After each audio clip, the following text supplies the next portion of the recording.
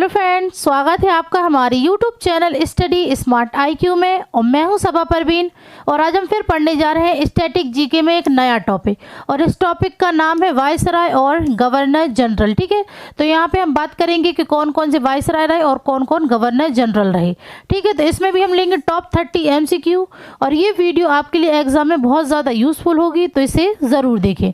और अगर आपको मेरी वीडियो पसंद आती हैं तो इसे लाइक करें, शेयर करें और सब्सक्राइब करना ना भूलें। तो चलिए स्टार्ट करते हैं आज की हमारी क्लास। सो फर्स्ट क्वेश्चन है, वॉरेन हेस्टिंग्स किस वर्ष भारत में बंगाल के पहले गवर्नर जनरल बने? वॉरेन हेस्टिंग ये किस वर्ष भारत में पहले गवर्नर जनरल बने थे?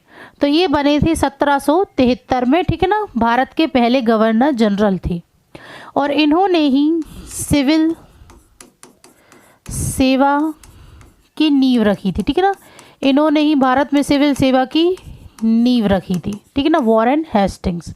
ठीक है, नेक्स्ट है, द्वैत शासन प्रणाली की शुरुआत किसने की? द्वैत शासन प्रणाली की शुरुआत यह किसने की थी?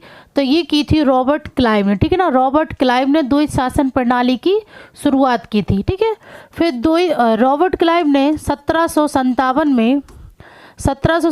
में सिराजुद्दौला के खिलाफ ब्रिटिश सेना का नेतृत्व किया था। ठीक है ना, ब्रिटिश सेना का नेतृत्व किया था इन्होंने प्लासी के युद्ध में। ठीक है ना, प्लासी के युद्ध में।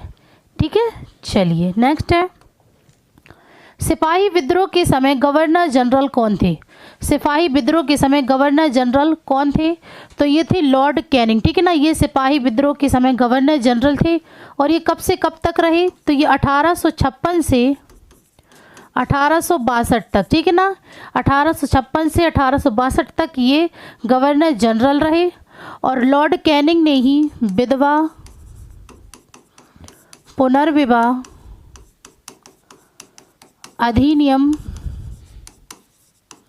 को पारित किया था। ठीक है ना, विधवा पुनर्विवाह अधिनियम को पारित किया था। और इसका मसौदा तैयार किसने किया था? तो ये लॉर्ड डलहौजी ने तैयार किया था विधवा पुनर्विवाह अधिनियम का मसौदा।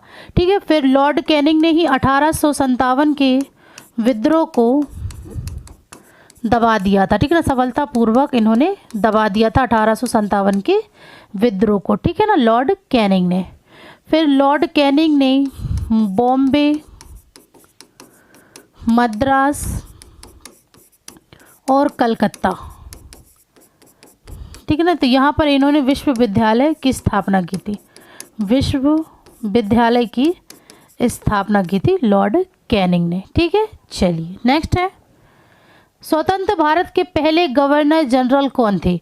तो यहाँ बात हो रही है स्वतंत्र भारत के पहले गवर्नर जनरल ये कौन थे? तो स्वतंत्र भारत के पहले गवर्नर जनरल ये थे लॉर्ड माउंटबेटन। ठीक है ना, ये स्वतंत्र भारत के पहले गवर्नर जनरल थे। और यही बात करें सी राजगोपालाचारी की, तो ये स्वतंत्र भारत के पहले भारतीय गवर्नर जनरल थे। ठीक है ना, भारतीय गवर्नर जनरल थे।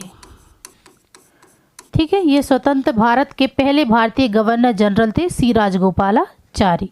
ठीक है, नेक्स्ट है, दिसंबर 1829 में निम्नलिखित में से किस गवर्नर जनरल ने सती प्रथा के खिलाफ कानून बनाया था? सती प्रथा के खिलाफ कानून बनाया था ये किसने? तो ये बनाया था लॉर्ड विलियम बेंटिक ने। ठीक है ना, लॉर्ड विलियम बेंटिक ने सती प्रथा के खिलाफ कानून बनाया था। ठीक है, नेक्स्ट है, डैश ने ब्रिटिश भारतीय साम्राज्य को एक धर्मनिरपेक्ष भारत और इस्लामी पाकिस्तान में विभाजित करने की घोषणा की थी? तो किसने भारतीय साम्राज्य को एक धर्मनिरपेक्ष भारत और इस्लामी पाकिस्तान में विभाजित करने की घोषणा की थी? तो ये की थी लॉर्ड लुईस माउंटबेटन ने। ठीक है ना, लॉर्ड लुईस माउंटबेटन ने इसकी घोषणा की थी।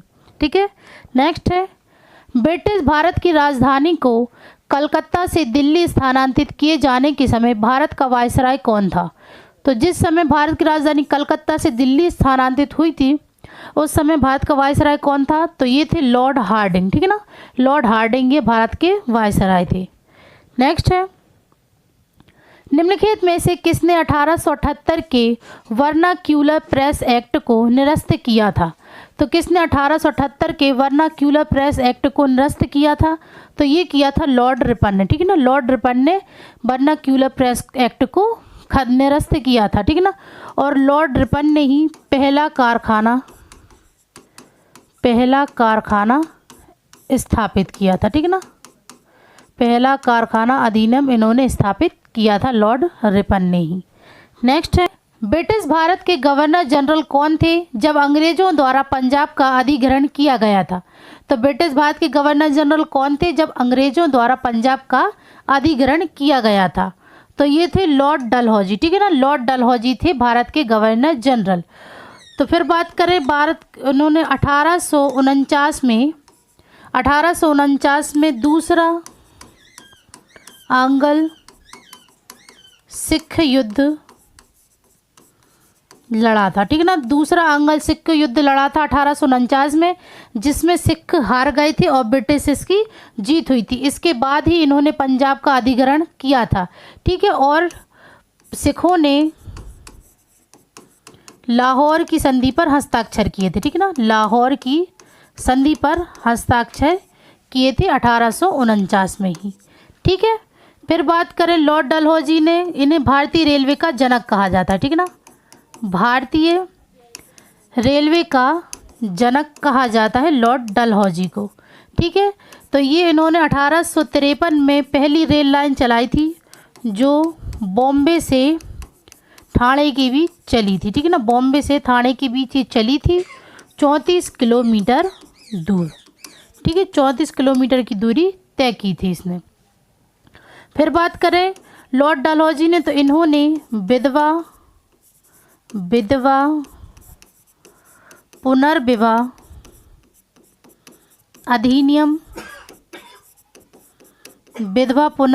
अधिनियम का मसौदा तैयार किया था, ठीक है ना। मसौदा तैयार किया था इन्होंने 1856 में, ठीक है, लॉर्ड डलहौजी ने।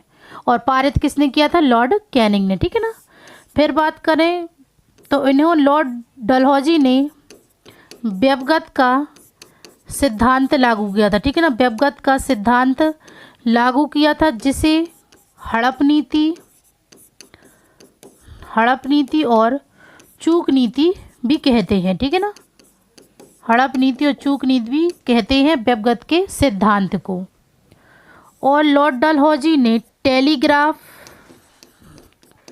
टेलीग्राफ और पीडब्ल्यूडी की स्थापना की थी, ठीक है ना। पीडब्ल्यूडी की स्थापना की थी। लॉर्ड डलहौजी का कार्यकाल ये 1848 से 1856 तक रहा था, ठीक है। चलिए नेक्स्ट है, ब्रिटिश भारत का अंतिम राज प्रतिनिधि कौन था? ब्रिटिश भारत का अंतिम राज प्रतिनिधि ये कौन था? तो ये थे लॉर्ड माउंटबेटन, ठीक है ना। ये भारत का अंतिम राज्य प्रतिनिधि था ब्रिटिश। नेक्स्ट है, निम्नलिखित में से किस गवर्नर जनरल ने सहायक संधि की नीति का प्रादुर्भाव किया? सहायक संधि की नीति का प्रादुर्भाव किया, तो ये किसने किया था? तो ये किया था लॉर्ड वेलेस्ली ने, ठीक है ना, लॉर्ड वेलेस्ली ने। नेक्स्ट है, भारत में ईस्ट इंडिया कंपनी के प्रथम गवर्नर जनरल कौन थे? तो भारत में ईस्ट इंडिया कंपनी के प्रथम गवर्नर जनरल ये कौन थे? तो ये थे लॉर्ड वॉरेन हेस्टिंग, ठीक है ना। लॉर्ड वॉरेन हेस्टिंग ये ईस्ट इंडिया कंपनी के प्रथम गवर्नर जनरल थे, ठीक है ना। ठीक है, गवर्नर जनरल थे। और इन्होंने ही रॉबर्ट क्लाइव द्वारा द्वैत सिद्धांत को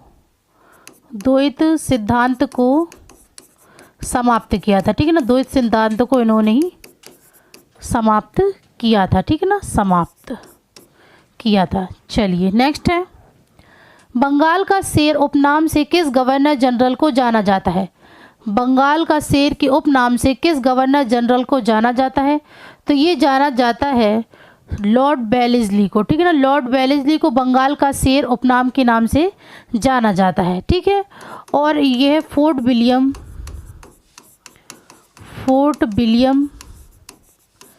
प्रेसिडेंसी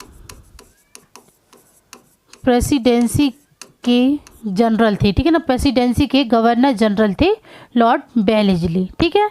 नेक्स्ट है, भारतीय प्रेस का मुक्तिदाता किसे कहा गया है?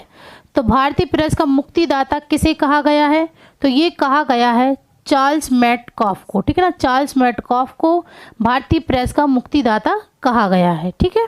नेक्स्ट है, कलकत्ता से दिल्ली तक ग्रैंड ट्रंक रोड की मरम्मत किसने करवाई? तो ग्रैंड ट्रंक रोड की मरम्मत किसने करवाई थी? तो ये करवाई थी लॉर्ड ऑकलैंड ने, ठीक है ना। Right answer option B, Lord Auckland ने। नेक्स्ट है, किस गवर्नर जनरल के समय सिंध का विलय ब्रिटिश राज्य में हुआ था? तो किस गवर्नर जनरल के समय सिंध का विलय ब्रिटिश राज्य में हुआ था? तो ये हुआ था लॉर्ड एलन बरो के समय, ठीक है ना, लॉर्ड एलन बरो के समय ये सिंध का विलय ब्रिटिश राज्य में हुआ था, ठीक है ना, 1843 में। नेक्स्ट है, भारत में पहली जनगणना गवर्नर जनरल किसके शासनकाल में वर्ष 1872 में की गई थी? तो भारत की पहली जनगणना गवर्नर जनरल किसके टाइम पर हुई थी? तो ये हुई थी लॉर्ड मेयो के टाइम पर, ठीक है ना, पहली जनगणना। और फिर बात करें पहली पूर्ण जनगणना, पहली पूर्ण जनगणना ये कब हुई थी? तो ये हुई थी 1881 में। और किसके टाइम पर हुई थी? तो ये हुई थी लॉर्ड रिपन के टाइम पर, ठीक है ना, लॉर्ड रिपन के टाइम पर पहली पूर्ण जनगणना हुई थी। फिर बात करें अंतिम जनगणना ये कब हुई? अंतिम जनगणना ये कब हुई? तो ये हुई थी 2011 में, ठीक है ना, 2011 में अंतिम जनगणना हुई थी। नेक्स्ट है, लॉर्ड लिटन ने सशस्त्र अधिनियम कब पारित किया? तो लॉर्ड लिटन ने शस्त्र अधिनियम कब पारित किया? तो ये किया था इन्होंने 1878 में, ठीक है ना, 1878 में शस्त्र अधिनियम पारित किया था, जिसके तहत किसी को भी बंदूक रखने के लिए लाइसेंस लेना पड़ता था, ठीक है ना। चलिए नेक्स्ट है, भारतीय राष्ट्रीय कांग्रेस की स्थापना किस वायसराय के कार्यकाल की एक प्रमुख घटना है? तो भारतीय राष्ट्रीय कांग्रेस की स्थापना यह किस वायसराय के कार्यकाल की एक प्रमुख घटना है? तो यह घटना है लॉर्ड डफरिन के कार्यकाल की, ठीक है ना, लॉर्ड डफरिन के कार्यकाल की। फिर बात करें भारतीय राष्ट्रीय कांग्रेस की स्थापना कब हुई थी? 1885 में बॉम्बे में हुई थी, ठीक है ना, बॉम्बे में हुई थी गोपाल दास तेजपाल संस्कृत महाविद्यालय में, ठीक है ना, गोपाल दास तेजपाल संस्कृत महाविद्यालय में भारतीय राष्ट्रीय कांग्रेस की स्थापना हुई थी 1885 में बॉम्बे में, ठीक है। और इसके कार्यकारी निदेशक कौन थे? तो ये थे ए ओ ह्यूम, ठीक है, ए ओ ह्यूम ये कार्यकारी निदेशक थे, ठीक है। नेक्स्ट है, लॉर्ड कर्जन निम्नलिखित में से किस घटना से संबंधित है? लॉर्ड कर्जन यह निम्नलिखित में से किस घटना से संबंधित है? तो यह संबंधित है 1905 का बंगाल का विभाजन, ठीक है ना, 1905 का बंगाल का विभाजन से ये संबंधित है। नेक्स्ट है, क्रांतिकारी खुदीराम बोस को फांसी दिए जाने के समय किस वायसराय का शासन था? तो क्रांतिकारी खुदीराम बोस को फांसी दिए जाने के समय किस वायसराय का शासन था? तो ये था लॉर्ड मिंटो द्वितीय का, ठीक है ना, लॉर्ड मिंटो द्वितीय का। प्रथम विश्व युद्ध 1914 से 1919 के समय भारत के गवर्नर जनरल कौन थे? तो प्रथम विश्व युद्ध के समय भारत के गवर्नर जनरल कौन थे? तो ये थे लॉर्ड हार्डिंग द्वितीय, ठीक है ना, लॉर्ड हार्डिंग द्वितीय ये प्रथम विश्व युद्ध के समय गवर्नर जनरल थे। नेक्स्ट है, जलियांवाला बाग हत्याकांड किस वायसराय के कार्यकाल में हुआ? जलियांवाला बाग हत्याकांड यह किस वायसराय के कार्यकाल में हुआ था? तो ये हुआ था लॉर्ड चेम्सफोर्ड के कार्यकाल में, ठीक है ना। और जलियांवाला बाग हत्याकांड ये कब हुआ था? तो ये हुआ था 13 अप्रैल 1919 को, ठीक है, कहाँ पर? अमृतसर पंजाब में, ठीक है ना, अमृतसर पंजाब में जलियांवाला बाग हत्याकांड हुआ था। कब? बैसाखी के दिन। नेक्स्ट है, भारत में आने वाला एकमात्र यहूदी वायसराय कौन था? एकमात्र यहूदी वायसराय ये कौन था? तो ये था लॉर्ड रीडिंग, ठीक है ना, लॉर्ड रीडिंग ये एकमात्र यहूदी वायसराय था। लॉर्ड रीडिंग ने देवदासी प्रथा को समाप्त किया था, ठीक है ना, देवदासी प्रथा को इन्होंने समाप्त किया था। और लॉर्ड रेडिंग के कार्यकाल में कई घटनाएं घटी थी, जिनमें से कुछ ये हैं, जैसे कि मोपला विद्रोह, ये इन्हीं के कार्यकाल में हुआ था। ठीक है ना, मोपला विद्रोह, चोरा चोरी कांड और रॉलेट एक्ट और काकोरी ट्रेन डकैती, ये इन्हीं के कार्यकाल में घटनाएं हुई थी। ठीक है, नेक्स्ट है साइमन कमीशन का आगमन किस वायसराय के काल में हुआ था? साइमन कमीशन का आगमन किस वायसराय के कार्यकाल में हुआ था? तो ये हुआ था लॉर्ड इरविन के काल में। ठीक है, right answer option B, Lord Irwin के काल में। नेक्स्ट, भारत सरकार अधिनियम 1935 पारित होने के दौरान भारत के गवर्नर जनरल कौन थे? तो भारत सरकार अधिनियम 1935 पारित होने के दौरान भारत के गवर्नर जनरल ये कौन थे? तो ये थे लॉर्ड विलिंगडन। ठीक है ना, लॉर्ड विलिंगडन ये भारत के गवर्नर जनरल थे। चलिए, निम्नलिखित में से किस वायसराय के दौरान क्रिप्स मिशन ने भारत का दौरा किया? तो किस वायसराय के दौरान क्रिप्स मिशन ने भारत का दौरा किया था? तो ये किया था लॉर्ड लिनलिथगो के टाइम पर। ठीक है ना, लॉर्ड लिनलिथगो के समय पर। नेक्स्ट है, भारत को सत्ता हस्तांतरण के लिए 1946 में ब्रेकडाउन प्लान किसके द्वारा प्रस्तावित किया गया था? तो ब्रेकडाउन प्लान ये किसके द्वारा प्रस्तावित किया गया था? तो ये किया गया था वायसराय लॉर्ड बेबल के द्वारा। ठीक है ना, वायसराय लॉर्ड बेबल के द्वारा। नेक्स्ट है, जब लॉर्ड माउंटबेटन भारत के पहले गवर्नर जनरल बने तो निम्नलिखित में से कौन पाकिस्तान का गवर्नर जनरल बना? तो पाकिस्तान का गवर्नर जनरल कौन बना था? तो ये बने थे मोहम्मद अली जिन्ना। ठीक है, ये पाकिस्तान के गवर्नर जनरल बने थे। नेक्स्ट है, श्रम की स्थितियों में सुधार के लिए भारत में पहला कारखाना अधिनियम के कार्यकाल में प्रस्तावित किया गया था? तो किसके कार्यकाल में भारत में पहला कारखाना अधिनियम प्रस्तावित किया गया था? तो ये किया गया था लॉर्ड रिपन के कार्यकाल में। ठीक है, तो ये थी आज की हमारी क्लास। सो आई होप आपको वीडियो पसंद आई हो। तो ऐसी ही वीडियो देखने के लिए हमारे चैनल को लाइक करें, शेयर करें, सब्सक्राइब करें। Thank you.